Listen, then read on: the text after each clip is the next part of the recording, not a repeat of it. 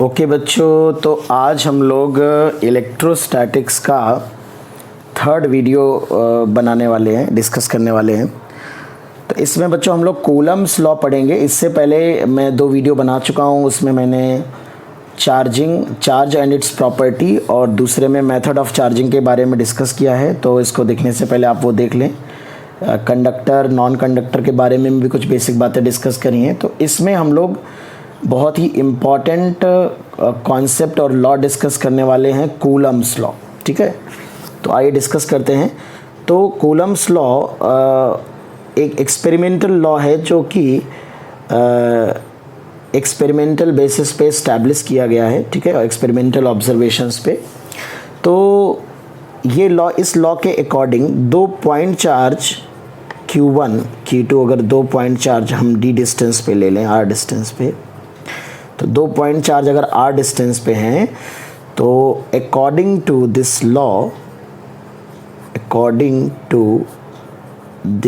Law force between 2 static point charges, यहाँ पे हम लोग इलेक्ट्रोस्टैटिक फोर्स लिख लेते हैं। Electrostatic force between 2 static point charges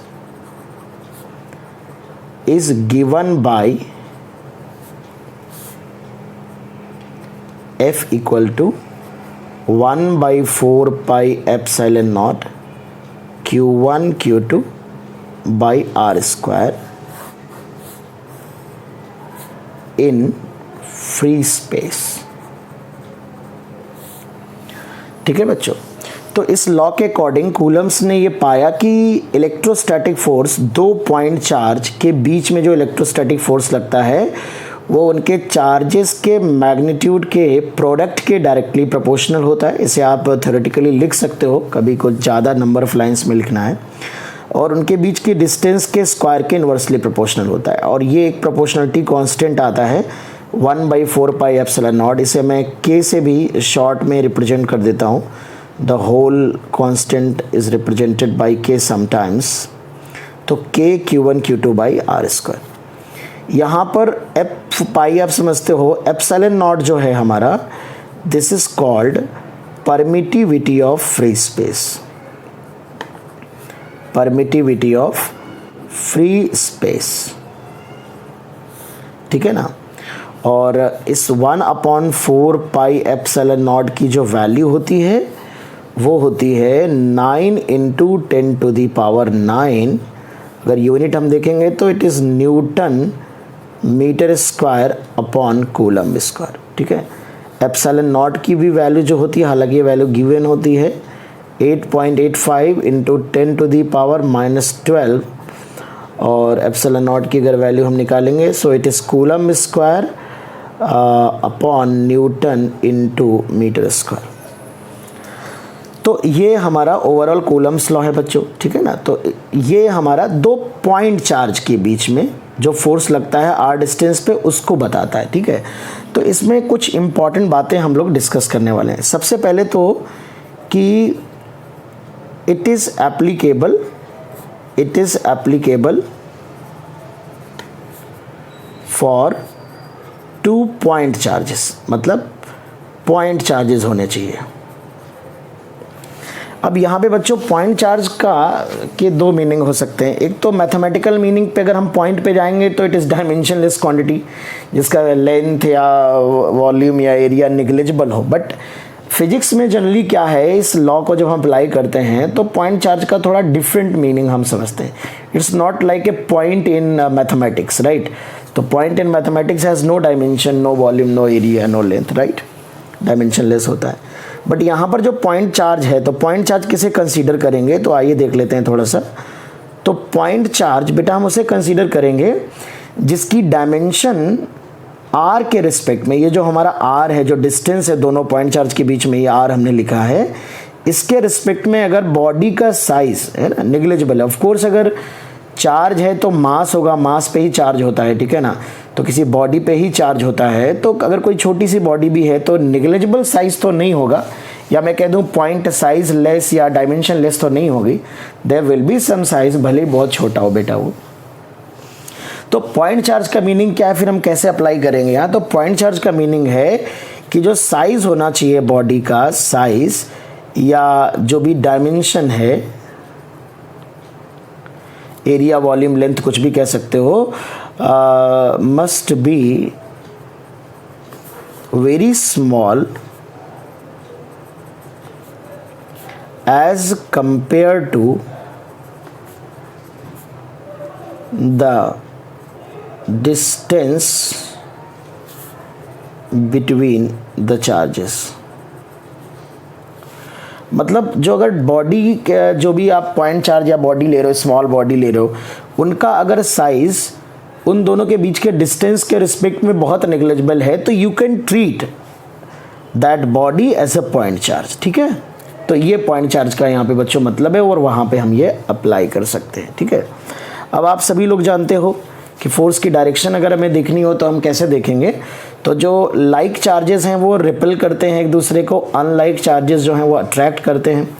तो अगर एक पॉजिटिव चार्ज रखा है आपने, Q1 Q2 दोनों पॉजिटिव हैं, तो ये इसको रिपल्शन अप्लाई करेगा, तो फोर्स की जो डायरेक्शन होगी डेफिनेटली रिपल करने का मतलब पुश करना। तो ये जब इसको पुश करेगा तो इधर की तरफ पुश करेगा, है ना, ये फोर्स लगाएगा। ये चार्ज 1 है, Q1 है, ये Q2 है, तो ये 1 पे 2 की वजह से फोर्स लगेगा। सिमिलरली ये पॉजिटिव चार्ज इसको भी पुश करेगा, रिपेल करेगा, तो ये 2 पे 1 की वजह से फोर्स होगा। तो जो फोर्स लगेगा कूलम्स लॉ से जो आप कैलकुलेट करेंगे, उसकी डायरेक्शन उन दोनों को मिलाने वाली लाइन के अलोंग होगी। ठीक है, अगर एक नेगेटिव चार्ज है और एक पॉजिटिव चार्ज है, तो जो फोर्स की डायरेक्शन होगी इट विल बी अट्रैक्टिव। तो ये पॉजिटिव चार्ज नेगेटिव को अपनी तरफ अट्रैक्ट करेगा। ठीक है, ये F12 फोर्स हो जाएगा, और ये नेगेटिव चार्ज इसे अपनी तरफ अट्रैक्ट करेगा, that this will be F21 force on 2 due to 1। Negative भी होगा तो भी सिमिलर फोर्सेस लगेंगे, नेगेटिव और नेगेटिव अगर है तो भी रिपल्सिव फोर्सेस ही लगेंगे इस तरह से। ठीक है ना, तो जो भी फोर्स की डायरेक्शन होगी उन दोनों चार्जेस को मिलाने वाली लाइन के अलोंग होगी, और डायरेक्शन तुम देख लोगे रिपल्शन और उसके अकॉर्डिंग, है ना। ये जो फोर्स होता है इलेक्ट्रोस्टैटिक फोर्स, दिस फोर्स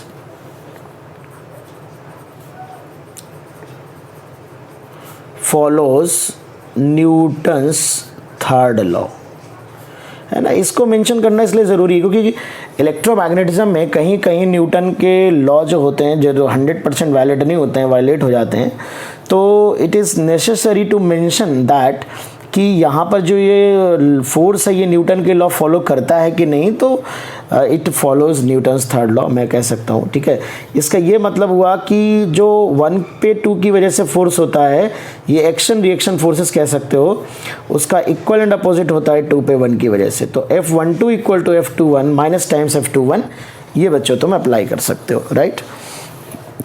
अच्छा, कुछ इंपॉर्टेंट बातें और हैं। इसका ये मतलब हुआ कि अगर मैं एक चार्ज पार्टिकल को सिस्टम मान लूँ, कुछ मैकेनिक्स बेस्ड प्रॉब्लम बनते हैं जिसमें ये बात काम आएगी, तो एक चार्ज पार्टिकल को अगर सिस्टम मान लूँ तो ये फोर्स एक्सटर्नल होगा, अगर दोनों को सिस्टम मान लूँ तो ये पूरा फोर्स इंटरनल हो जाएगा, और अगर इसके अलावा कोई फोर्स ना लग रहा हो तो we can conserve the linear momentum. चूंकि दो चार्जेस को अगर सिस्टम मानेंगे और सिर्फ उन्हीं दो चार्जेस का अट्रैक्शन या रिपल्शन लग रहा है, there is no other third force acting on this system, so you can say that कि this action reaction force will become internal force and net force on the system will be zero.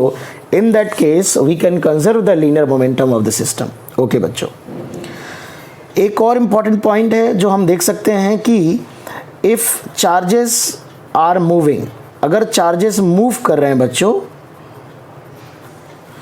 तो जो charges के बीच का interaction it is not only electrostatic.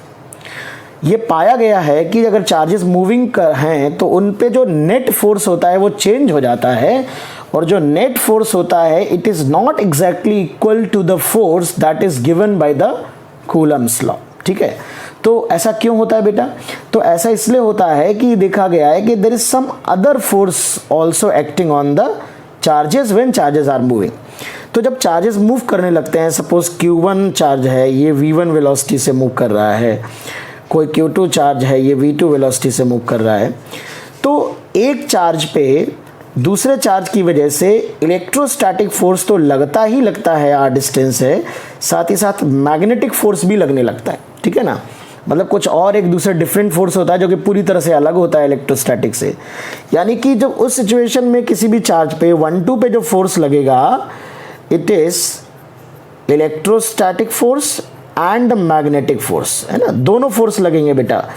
तो electrostatic force तो आप Coulomb's law से apply निकाल सकते हो, पर मैग्नेटिक फोर्स को हम लोग मैग्नेटिज्म में पढ़ेंगे। इसीलिए जो नेट फोर्स आता है वो आपका इस फॉर्मूले से, जो फॉर्मूला हमने पढ़ा है कूलम्स लॉ में, इस फॉर्मूले से मैच नहीं करता, क्योंकि इस फोर्स के साथ साथ एक डिफरेंट फोर्स लगने लगता है। जब चार्जेस मूविंग होते हैं तो इलेक्ट्रिक फील्ड के साथ साथ हम आगे डिस्कस करेंगे बच्चों, थोड़ा सा आगे का टर्म यूज़ कर रहा हूँ मैं, इलेक्ट्रिक फील्ड। तो इलेक्ट्रिक फील्ड के साथ साथ मैग्नेटिक फील्ड भी प्रोड्यूस करते हैं। तो तुम बेसिकली इस तरह से कह सकते हो, व्हेन चार्जेस आर मूविंग, तो जो फोर्स होता है it is basically electromagnetic force, है ना, electrostatic plus magnetic. So we sometimes call it electromagnetic force. Okay बच्चों, तो इसलिए अगर हमें किसी भी चार्ज पे नेट फोर्स निकालना है यूजिंग इलेक्ट्रोस्टैटिक फार्मूला, तो हमारे चार्जेस रेस्ट पे होने चाहिए। मूविंग चार्जेस होंगे तो मैग्नेटिक फोर्स भी बच्चों इन्वॉल्व हो जाएगा, ठीक है। हालांकि ये जो मैग्नेटिक फोर्स का मैग्नीट्यूड होता है, we will discuss in the coming chapters, ठीक है। आगे डिस्कस करेंगे कि this magnitude of magnetic force will be very very small as compare to electrostatic force. तो इन दिस चैप्टर जब भी हमारे चार्जेस मूव कर रहे होंगे, तो हम क्या करेंगे, मैग्नेटिक फोर्स होने के बावजूद भी उसको कंसीडर नहीं करेंगे। We will neglect the magnetic forces. अपने कैलकुलेशंस तो करने ही है, बट थ्योरेटिकली हम लोग ये बात समझ रहे हैं कि if charges are moving there must be some magnetic force, ठीक है ना। तो ये हमें थोड़ी सी बात समझनी चाहिए कि चार्जेस हमारे स्टैटिक होने चाहिए, मूविंग चार्जेस नहीं होने चाहिए, ठीक है ना। तो ये कुछ बेसिक इंपॉर्टेंट प्रॉपर्टीज़ हैं इलेक्ट्रोस्टैटिक फोर्सेस की, ठीक है। कुछ और प्रॉपर्टीज़ याद आएंगी तो हम लोग डिस्कस करेंगे। तो कुछ बातें बच्चों हम लोग इलेक्ट्रोस्टैटिक फोर्सेस के बारे में और कर लेते हैं, कूलम्ब फोर्सेस के बारे में।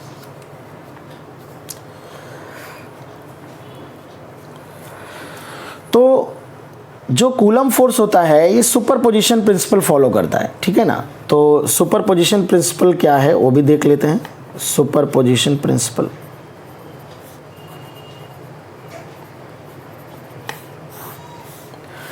सुपरपोजिशन प्रिंसिपल ये कहता है कि अगर हमारे पास मान लेते हैं कई एक चार्ज है Q यहाँ पे रखा है और उसके सराउंडिंग में कई सारे चार्जेस रखे हैं, plus Q1 minus Q2, it is plus Q3 minus Q4, है ना। तो अगर मुझे इस चार्ज पे नेट फोर्स निकालना है तो इसकी वजह से कुछ फोर्स होगा इस लाइन के अलोंग F1, इसकी वजह से कुछ फोर्स इस लाइन के अलोंग होगा इसकी तरफ attractive F2, let us suppose this positive charge, इसकी वजह से कुछ फोर्स होगा अट्रैक्टिव F4, और यहाँ पे मान लेते हैं Q3 है तो इसकी वजह से कुछ रिपल्सिव फोर्स होगा, दिस इज F3।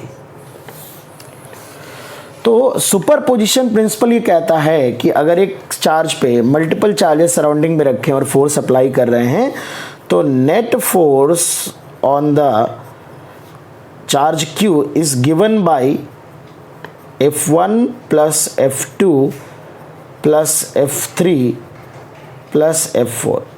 इस तरह से बच्चों नेट फोर्स कैलकुलेट करते हैं। इन सभी चार्जेस की वजह से लगने वाले फोर्सेस के वेक्टर सम के बराबर होता है। अब इसमें एक बड़ा सिंपल सा क्वेश्चन मन में उठता है कि हम तो जानते हैं कि फोर्सेस अगर 4 लग रहे हैं तो उनको वेक्टर एडिशन करके ही कैलकुलेट करेंगे रिजल्टेंट, बट इसको हमें एक लॉ बनाने की ज़रूरत क्या है बेटा। तो जैसा कि मैंने कहा कि इलेक्ट्रोमैग्नेटिज्म थोड़ा सा कई सारी ऐसी फिनोमेना होती हैं जो बहुत ही सिंपल एक्सप्लेनेशन नहीं होता है जिनका। ये जो स्टेटमेंट है सुपरपोजिशन प्रिंसिपल का, ये बेसिकली हमें इनडायरेक्ट वे में कुछ और बताता है। क्या बताता है? वो ये बता रहा है कि जैसे मान लेते हैं बेटा, पहले केवल अगर सपोज Q1 और Q होते तो F1 फोर्स लगता। अब सपोज हम माइनस Q2 को और ले आए तो माइनस Q2 और Q के बीच में फोर्स F2 लग रहा है। अब अगर नेट फोर्स F1 वेक्टर और F2 वेक्टर के सम के बराबर आ रहा है, इसका ये मतलब है कि Q2 के आने से Q1 का Q के साथ जो फोर्स था या इसकी प्रेजेंस में इन दोनों के जो बीच का फोर्स था वो प्रभावित नहीं हो रहा है, वो अफेक्ट नहीं हो रहा है बच्चों, ठीक है ना। तो बेसिकली ये स्टेटमेंट हमें इसकी इजाज़त देता है, इस बात की इंफॉर्मेशन देता है कि अगर 3 चार्ज हैं सराउंडिंग में और किसी एक पे फोर्स लगा रहे हैं तो किन्हीं भी दो के बीच का जो फोर्स होगा वो तीसरे के भी प्रेजेंस से उस पर फ़र्क नहीं पड़ेगा जो फोर्स लग रहा होगा। अगर पॉइंट चार्ज है तो वो उतना ही फोर्स लगता रहेगा। ओके, तो इससे पॉइंट चार्जेस के लिए हमारी बात हो रही। तो जब भी हमें रिजल्टेंट फोर्स कैलकुलेट करना होगा तो हम वेक्टर सम करके ही रिजल्टेंट फोर्स कैलकुलेट करेंगे। तो चलिए मैं एक दो बहुत ही सिंपल एग्जांपल डिस्कस कर देता हूँ। ठीक है, बहुत ही सिंपल एक दो एग्जांपल हम लोग डिस्कस कर लेते हैं। सपोज अगर एक प्लस क्यू चार्ज रखा है, यहाँ पर एक माइनस क्यू चार्ज रखा है और एक प्लस क्यू चार्ज रखा है और तीनों चार्जेस फिक्स्ड हैं। ये डिस्टेंस डी है। बहुत ही सिंपल क्वेश्चन से शुरू कर रहे हैं हम लोग। और मान लेते हैं चार्ज ए बी सी है, तो मैंने कहा find out net force on C. ठीक है, सी पे नेट फोर्स कैलकुलेट करना है। तो सबसे पहले आप हमेशा ध्यान रखो, जब भी कूलम्स लॉ लगाओ तो फॉर्मूला अप्लाई करते वक्त चार्ज के साइन के साथ पुट मत करो। चार्ज के साइन का जो इस्तेमाल है वो डायरेक्शन पता करने में करो। तो ए की वजह से जो सी पे फोर्स लगेगा वो बहुत प्लस प्लस रिपल्सिव नेचर का होगा, इन दोनों को मिलाने वाली लाइन के अलॉन्ग होगा। This is your F C A, C पे ए की वजह से, और बी जो लगाएगा वो इधर लगाएगा, this is your F C B. ठीक है, तो दोनों अपोजिट डायरेक्शन में होंगे, सब्ट्रैक्ट हो जाएंगे। तो दोनों में कैलकुलेट कर लेता हूँ। एफ सी ए हो जाएगा, मैं 1/4 पाई एप्सिलॉन नॉट को के लिख देता हूँ बेटा। ठीक है, तो इट इज़ के टाइम्स Q1 Q2। चार्ज का साइन पुट मत करिए तो Q स्क्वायर हो जाएगा अपॉन 2D का होल स्क्वायर, तो इट इज़ 4D स्क्वायर। तो KQ square divide by 4D square. Similarly जो एफ सी बी आएगा उसकी डायरेक्शन ये है, तो मैं उसका मैग्नीट्यूड निकाल लेता हूँ, KQ square minus Q into plus Q, और यहाँ पे हमें सिर्फ साइन कंसीडर करना है अपॉन डी स्क्वायर। तो देख सकते हैं F C B F C A से बड़ा है ये फोर्स, तो नेट फोर्स इस डायरेक्शन में लगेगा और इसको इसमें सब्ट्रैक्ट कर देंगे तो जो नेट फोर्स आएगा this will be K Q square by D square minus K Q square by 4D square. So net force will be 3/4 KQ square by D square. तो ये नेट फोर्स बच्चों आ जाएगा, right. तो इस तरह से आप कैलकुलेट कर लेंगे। कुछ एक एग्जांपल हम और सिंपल सा डिस्कस कर लेते हैं। लेट अस सपोज हमारे पास एक स्क्वायर है जिसकी साइड लेंथ ए है, स्मॉल ए, और चारों कॉर्नर पे प्लस क्यू चार्ज रखे हुए हैं। अब हमसे all the charges are fixed. ठीक है, ऑल द फिक्स्ड चार्जेस है ना, सारे के सारे फिक्स्ड हैं। और नेट फोर्स हमको निकालना है, net force on any one charge. किसी भी एक चार्ज पे नेट फोर्स कैलकुलेट करना है बेटा। तो सबसे पहले अगर हम देखें कि एक किसी भी एक चार्ज पे फोर्स कैसे लग रहे होंगे, तो अगर मैं नाम दे देता हूँ चलिए। तो इन दोनों के बीच का जो फोर्स होगा, अगर में से एफ, तो ये इस दोनों को मिलाने वाली लाइन के अलॉन्ग रिपल्सिव है, तो अवे फ्रॉम चार्ज लगेगा, इस तरह से लगेगा। इसे मैं F1 कह देता हूँ। और इन दोनों चार्ज सिमिलर हैं, बिल्कुल वैसे ये दोनों चार्ज सिमिलर हैं और डिस्टेंस भी सेम है, तो बिल्कुल सेम फोर्स रिपल्सिव नेचर का ऐसे लगेगा ऊपर की तरफ F1। मैं इसको भी लिख देता हूँ। तो इस चार्ज पे रिमेनिंग 3 चार्ज फोर्स अप्लाई करेंगे। ठीक है बेटा, इसने ऐसे रिपल्शन लगाया, इसने ऐसे रिपल्शन लगाया, और इसने ये डायगोनल के अलॉन्ग इस तरह से रिपल्शन लगाएगा। इसे मैं F2 कह देता हूँ, डायगोनल के अलॉन्ग। तो इस चार्ज पार्टिकल पे 3 फोर्स लग रहे हैं। अब इन तीनों का रिजल्टेंट कैसे निकालना है, ये आप पे डिपेंड करता है कि how will you calculate the resultant of these 3 force.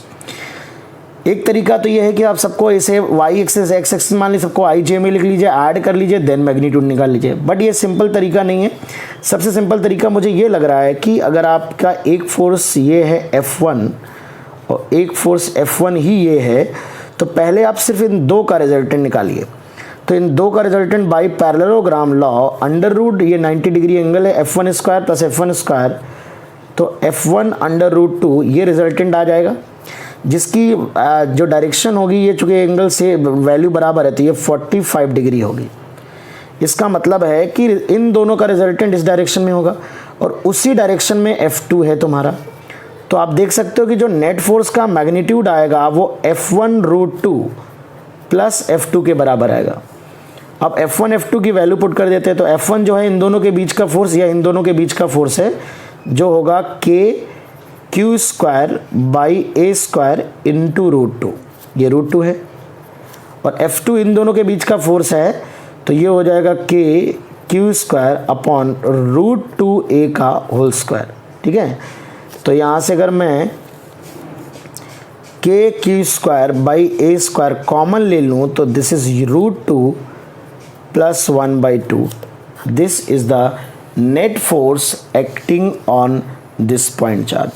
तो बस आपको सिंपल ध्यान रखना है, कूलम्स लॉ अप्लाई करते वक्त आपको चार्ज को साइन के साथ यूज़ नहीं करना है, साइन का इस्तेमाल चार्ज की डायरेक्शन कैलकुलेट करने में करना है। ठीक है ना। तो इसी तरह से मैं एक सिंपल होमवर्क आपको देख रहा हूँ। एक इक्विलेटरल ट्राइंगल है जिसकी साइड लेंथ A है और तीनों पे प्लस क्यू फोर्स लगेगा, सॉरी चार्जेस हैं। नेट फोर्स निकालना है किसी एक पे, तो एक फोर्स रिपल्शन का ऐसे जाएगा, एक ऐसे जाएगा और बीच का एंगल 60 डिग्री होगा।